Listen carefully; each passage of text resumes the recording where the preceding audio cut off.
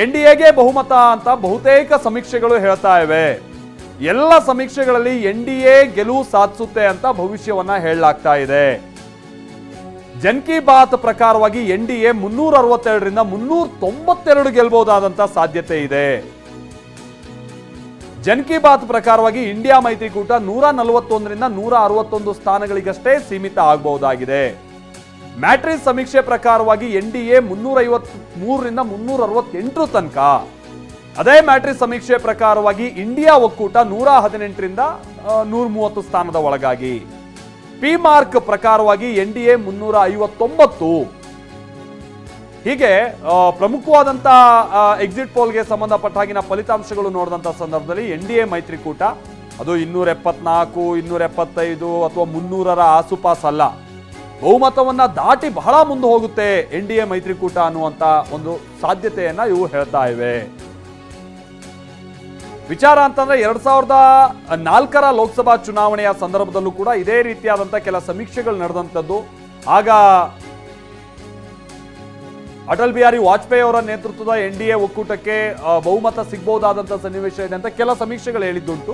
But ಅದಾದ ನಂತರ ಅಲ್ಲಿ ಏನಾಯ್ತು ಅನ್ನುವಂತ ನಾವು ನೋಡಿದ್ದೀವಿ. ಹಾಗಾಗಿ ಎಕ್ಸಿಟ್ ಪೋಲ್ ಬಹಳ ಎಕ್ಸಾಕ್ಟ್ ಪೋಲ್ ಅಂತ ನಿರೀಕ್ಷೆ ಮಾಡೋಕ್ಕಲ್ಲ. ಬಟ್ ಇಲ್ಲಿ ನಾವು ಈ ಬಾರಿಯ ಸಮೀಕ್ಷೆ ವರದಿ 2004 ಕಂಪ್ಯಾರಿಸನ್ಗಿಂತ 2024ರ ಸಂದರ್ಭದಲ್ಲಿ ಒಂದು ವ್ಯತ್ಯಾಸ ನೋಡಬಹುದಾಗಿದೆ. ಯಾರು ಇಲ್ಲಿ ಸರಳ ಬಹುಮತ ಅನ್ನುವಂಥದ್ದನ್ನು ಹೇಳ್ತಾ ಇಲ್ಲ ಎನ್ಡಿಎ ಮೈತ್ರಿಕೂಟಕ್ಕೆ. ಸರಳ ಬಹುಮತಕ್ಕಿಂತ ಮೀರಿ ಕೆಲವೊಂದು ಸಮೀಕ್ಷೆ ಅಂತೂ 100-110 ಹೆಚ್ಚಿನ ಸ್ಥಾನಗಳು ನೋಡಿ 392 ಸ್ಥಾನಗಳನ್ನ ಗೆಲ್ಬಹುದು ಅಂತ ಜನ್ ಕಿ ಬಾತ್ ಹೇಳ್ತಾ ಇದೆ ಮ್ಯಾಕ್ಸಿಮಮ್. ಅದಾದ್ರೆ ಇದು ಬಿಜೆಪಿಯ 400 ಪಾರ್ ಏನಿದೆ ಇದು ಕೇವಲ ಘೋಷಣೆಗೆ ಮಾತ್ರ ಸೀಮಿತ ಆದಂತದ್ದಲ್ಲ. ಅಂದುಕೊಂಡಂತೆ ಆದ್ರೆ ಈ ಎಕ್ಸಿಟ್ ಪೋಲ್ ನ ಫಲಿತಾಂಶಗಳ ಪ್ರಕಾರವಾಗಿನೇ ನೋಡೋದಾದ್ರೆ ಸಾಧಿಸೋದಕ್ಕೂ ಅವಕಾಶ ಇದೆ ಅನ್ನುವಂಥದ್ದನ್ನ ಹೇಳ್ತಾ ಇದೆ.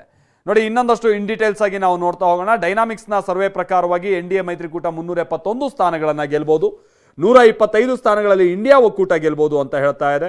ಮ್ಯಾಟ್ರಿಕ್ಸ್ ಸಮೀಕ್ಷೆ ಪ್ರಕಾರವಾಗಿ ಮ್ಯಾಕ್ಸಿಮಮ್ 368 ತನಕ ಗೆಲ್ಲೋದಕ್ಕೆ ಅವಕಾಶ ಇದೆ ಅಂತೇಳಿ, 118ರಿಂದ 133 ಇಂಡಿಯಾ ಒಕ್ಕೂಟದ ಸಾಧನೆ ಆಗ್ಬೋದು ಅಂತ ಹೇಳಿ ನಾವು ಗಮನಿಸ್ತಾ ಇದ್ದೀವಿ. ಜೊತೆಗೆ ಜನ್ ಕಿ ಬಾತ್ ಪ್ರಕಾರವಾಗಿ 392 ತನಕ ಗೆಲ್ಲೋಕೆ ಅವಕಾಶ ಇದೆ ಅಂತೇಳಿ. ಅಲ್ಲಿಗೆ ಇದೇ ಒಂದು ಪಟ್ಟಿಯನ್ನು ನಾವು ನೋಡ್ತಾ ಹೋದರೆ ಬಹುಶಃ ಇಲ್ಲಿ ಇಂಡಿಯಾ ಒಕ್ಕೂಟ ಬಹಳ ಅತ್ಯಧಿಕ ಕೊಟ್ಟಿರುವಂಥದ್ದು 161 ನಂಬರ್ಸ್ ಜನ್ ಕಿ ಬಾತ್ ಕೊಟ್ಟಿರುವಂಥದ್ದು. ಅದನ್ನು ಹೊರತುಪಡಿಸಿದ್ರೆ 154 ಸ್ಥಾನಗಳಲ್ಲಿ ಗೆಲ್ಬೋದು ಅಂತ PMARK ಅಂದರೆ ಪಿ ಮಾರ್ಕ್ ಹೇಳಿರುವಂಥದ್ದು. ಅವರು 154 ಸ್ಥಾನಗಳಲ್ಲಿ ಗೆಲ್ಬೋದು ಅನ್ನುವಂಥದ್ದನ್ನು ಹೇಳಿದ್ದಾರೆ. ಸೊ ಅದನ್ನು ಹೊರತುಪಡಿಸಿದ್ರೆ ಇಲ್ಲ, ಇಂಡಿಯಾಗೆ ಭಾಳ ವಿಶ್ವಾಸ ತಂದಿಡಬಹುದಾದಂತಹ ಆಮೇಲೆ ಅವ್ರು ಇವತ್ತೇನು ಹೇಳಿದ್ದಾರೆ ಅದರ ಚೇರ್ಪರ್ಸನ್ ಅಂದರೆ ನಮ್ಮ ಮಲ್ಲಿಕಾರ್ಜುನ ಖರ್ಗೆ ಅವರು, ನಾವು 295 ಸ್ಥಾನಗಳನ್ನು ಗೆಲ್ತೀವಿ ಅನ್ನುವಂಥದ್ದನ್ನು ಅವ್ರು ಏನು ಹೇಳಿದ್ದಾರೆ, ಬಹುಶಃ ಆ ಮಟ್ಟಿಗೆ ಅವರಲ್ಲಿ ವಿಶ್ವಾಸ ತುಂಬಬಹುದಾದಂತಹ ಫಲಿತಾಂಶ ಈ ಎಕ್ಸಿಟ್ ಪೋಲ್ ರಿಸಲ್ಟಲ್ಲಂತೂ ಕಂಡು ಬರ್ತಾ ಇಲ್ಲ. ಅದಂತೂ ಬಹಳ ಸ್ಪಷ್ಟ ಇಂಡಿಯಾ ಮೈತ್ರಿಕೂಟಕ್ಕೆ.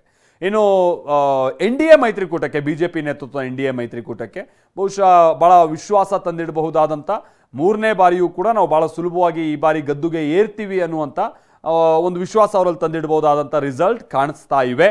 400 ಪಾರ್ ಅನ್ನುವಂಥ ರೀತಿಯಾಗಿ 400 ಅಂತ ಅಲ್ಲದೆ ಹೋದರೂ ಕೂಡ ಹತ್ತತ್ರ 400 ತೋರಿಸ್ತಾ ಇರುವಂಥ ಹಲವು ಎಕ್ಸಿಟ್ ಪೋಲ್ನ ನಂಬರ್ಸನ್ನು ನಾವಿಲ್ಲಿ ನೋಡಬಹುದಾಗಿದೆ. ಇದು ಬಿಜೆಪಿಗೆ ಭಾಳ ಒಂದು ರೀತಿ ಖುಷಿಯ ಸಂಗತಿ ಆಗಿದೆ. ಬಟ್ ರಾಜ್ಯದ ಮಟ್ಟಿಗೆ ನೋಡೋದಾದರೆ ಬಿಜೆಪಿ ಏನು ಭಾಳ ಹೆಮ್ಮೆ ಅಥವಾ ಭಾಳ ಈ ಬಾರಿಯೂ ನಮ್ಮದು ಭಾಳ ಉತ್ತಮವಾದಂಥ ಫಲಿತಾಂಶ ಅಂತೇಳಿ ಗರ್ವ ಪಡಬಹುದಾದಷ್ಟರ ಮಟ್ಟಿಗಿನ ರಿಸಲ್ಟ್ ಏನು ಅಲ್ಲಿ ಕಂಡು ಬರ್ತಾ ಇಲ್ಲ. ಯಾಕಂತಾನೆ ಮೊನ್ನೆ ಹೇಳ್ತಾ ಇದ್ರು, ನಾವು 1ರಲ್ಲಿದ್ದೀವಿ, 5 ಗೆದ್ರು ನಮ್ಮ ಪರ್ಫಾರ್ಮೆನ್ಸೇ ಅಲ್ವನ್ರಿ, 8 ಗೆದ್ರು ನಮ್ಮ ಪರ್ಫಾರ್ಮೆನ್ಸೇ ಅಲ್ವನ್ರಿ ಅನ್ನುವಂಥ ಕೆಲ ಕಾಂಗ್ರೆಸ್ ನಾಯಕರು ಹೇಳ್ತಾ ಇದ್ರು. ಹೌದು, ಕಳೆದ ಬಾರಿ 1 ಗೆದ್ದಿದ್ದಂಥ ಕಾಂಗ್ರೆಸ್ ಈ ಬಾರಿ 8 ತನಕ ಗೆಲ್ಲೋಕೆ ಅವಕಾಶ ಇದೆ ಅನ್ನುವಂಥದ್ದು ಕಾಂಗ್ರೆಸ್ನ ಸಾಧನೆ ಈ ಬಾರಿಯ ಮಟ್ಟಿಗೆ. ಅದು ನಾನು ಮೊದಲೇ ಹೇಳಿದಾಗೆ 2014ರ ಚುನಾವಣೆಯ ಸಂದರ್ಭದಲ್ಲಿ ಕಾಂಗ್ರೆಸ್ 9 ಸ್ಥಾನವನ್ನು ಗೆದ್ದಿತ್ತು. ಹತ್ತತ್ರ ಮತ್ತೆ ಈಗ ಆ ರೀತಿಯಾದ ಫಲಿತಾಂಶ ರಿಪೀಟ್ ಆಗಬಹುದು ಅಂತ ನಾವು ಕಾಂಗ್ರೆಸ್ ಮಟ್ಟಿಗೆ ಅಂದ್ಕೊಳ್ಬೋದು ಇಲ್ಲಿ ಕರ್ನಾಟಕದ ಮಟ್ಟಿಗೆ. ಬಟ್ ಅದನ್ನು ಹೊರತುಪಡಿಸಿದ್ರೆ ಬಿಜೆಪಿ ಈ ಬಾರಿ ನಮ್ಮ ಜೊತೆಗೆ ಇರುವಂಥ ಪ್ಯಾನಲಿಸ್ಟ್ಗಳು ಕೂಡ ಅದನ್ನೇ ಹೇಳ್ತಾ ಇದ್ರು, ಈ ಬಾರಿ ಬಿಜೆಪಿ ಅಕಸ್ಮಾತ್ JDS ಜೊತೆಗೆ ಮೈತ್ರಿ ಮಾಡ್ಕೊಳ್ಳದೆ ಹೋಗಿದ್ದಿದ್ರೆ ಏನಾಗ್ತಾ ಇತ್ತು ಅಂತೇಳಿ ಇನ್ನೂ ಬಹಳ ಸಮಸ್ಯೆ ತಂದಿಡ್ತಾ ಇತ್ತು ಅಂತ ಕಾಣಿಸುತ್ತೆ ಬಿಜೆಪಿಗೆ ರಾಜ್ಯದ ಮಟ್ಟಿಗೆ. ಬಹುಶಃ ಇನ್ನೂ ಒಂದು 3-4 ಸ್ಥಾನಗಳನ್ನ ಹೆಚ್ಚುವರಿಯಾಗಿ ಕಳ್ಕೊಳ್ಳೋಕೆ ಅವಕಾಶ ಆಗ್ಬಿಡ್ತಾ ಇತ್ತೋ ಏನೋ ಗೊತ್ತಿಲ್ಲ.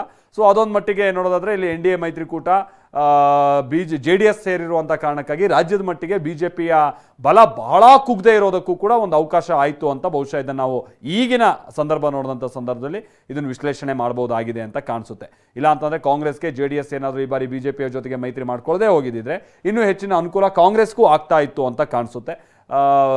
ನೋಡೋಣ, ಅದು ನಂತರದಂತ ನಾವು ಪೂರ್ಣ ಪ್ರಮಾಣದ ಫಲಿತಾಂಶ ಬಂದಂಥ ಸಂದರ್ಭದಲ್ಲಿ ನಾವು ಗಮನಿಸಬೇಕಾದಂಥ ಸಂಗತಿ ಆಗಿರುತ್ತೆ. ಎಸ್, ಹಲವಾರು ವಿವರಗಳನ್ನು ನಾವು ನಿಮಗೆ ಕೊಡ್ತಾ ಇದ್ದೀವಿ. ಈಗ ಅದರ ಮುಂದುವರೆದ ಭಾಗವನ್ನು ನಾವು ನಿಮಗೆ ತೋರಿಸ್ತಾ ಇದ್ದೀವಿ. ಮೆಗಾ ಎಕ್ಸಿಟ್ ಪೋಲ್, ದಕ್ಷಿಣ ಭಾರತದ ಸ್ಥಿತಿಗತಿಗಳೇನೇನು, ಕರ್ನಾಟಕದ ಸ್ಥಿತಿಗತಿಗಳೇನೇನು ತೋರಿಸ್ತಾ ಇದ್ದೀವಿ ನಾವು. ತುಂಬ ಸ್ಪಷ್ಟವಾಗಿ ಗೊತ್ತಾಗುತ್ತೆ ನಿಮಗೆ. JDS 2 ಕ್ಷೇತ್ರಗಳಲ್ಲಿ ಗೆಲ್ಲುತ್ತೆ, BJP 18 ಕ್ಷೇತ್ರಗಳಲ್ಲಿ ಗೆಲ್ಲುತ್ತೆ, 18+2 20. ಕಾಂಗ್ರೆಸ್ 8 ಕ್ಷೇತ್ರಗಳನ್ನು ಗೆಲ್ಲಬಹುದು ಅಂತ ಹೇಳ್ತಾ ಇದೆ ಸಮೀಕ್ಷೆ. ಪೀಪಲ್ಸ್ ಇನ್ಸೈಟ್, TV9 ಮತ್ತು ಪೋಲ್ ಸ್ಟ್ರಾಟ್ ಮಾಡಿರುವಂಥ ಸಮೀಕ್ಷೆ. ದಕ್ಷಿಣ ಭಾರತದ ವಿವರಗಳು. ಆಂಧ್ರಪ್ರದೇಶದಲ್ಲಿ BJP 2 ಕ್ಷೇತ್ರಗಳಲ್ಲಿ ಗೆಲ್ಲುತ್ತೆ, TDP 10 ಕ್ಷೇತ್ರಗಳಲ್ಲಿ, YSRCP 12 ಕ್ಷೇತ್ರಗಳಲ್ಲಿ, ಇನ್ ಅದರ್ಸ್ 1 ಕ್ಷೇತ್ರಗಳಲ್ಲಿ ಎನ್ನುವಂಥ ಮಾತು. ಇಲ್ಲಿ ಒಂದು ಸಂಗತಿ, ಈ ಆಂಧ್ರಪ್ರದೇಶದ ವಿಚಾರಕ್ಕೆ ಸಂಬಂಧಪಟ್ಟಾಗ ಮಾತಾಡೋದಾದರೆ, ಆಂಧ್ರಪ್ರದೇಶದಲ್ಲಿ ಈ BJP ಜೊತೆಗೆ ಇಬ್ಬರದು ನಂಟು ಚೆನ್ನಾಗಿದೆ. ಬಹುಶಃ ನಂಗೆ ಹಿಂಗಾದ್ರೆ ಏನು ಅಂದರೆ, ಸೊ ಯಾರು ಎಷ್ಟೇ ಬಂದರೂ ಕೂಡ ನೀವು ಲಾಭವೇ ಅಂತ. ಸೊ ಅದ್ರ ಬಗ್ಗೆ ನಾನು ಮಾತಾಡೋಣ, ಇದ್ರ ಬಗ್ಗೆ